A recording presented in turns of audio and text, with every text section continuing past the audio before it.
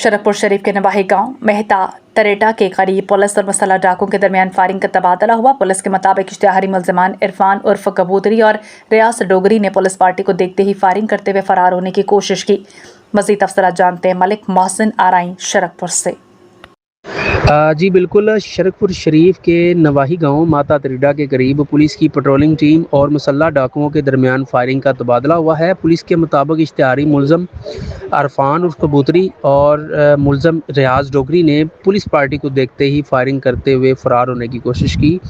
Firing के दौरान अपने ही साथियों की गोली लगने से अरफान उर्फ कबूतरी शदीद ज़ख्मी हो गया, जिसे फौरी तौर पर अस्पताल मुंतकिल कर दिया गया। ज़ख्मी मुलजम पुलिस को संगीन नौयत के मुकदमात में मतलूब था। वाक़े के बाद इसका साथी रियाज डोगरी फरार हो गया, जिसकी गिरफ्तारी के लिए इलाके में नाकाबंदी करके सर्च ऑपरेशन जारी है। कैमरा टीम के साथ मलिक मोहसिन आराई शरकपुर।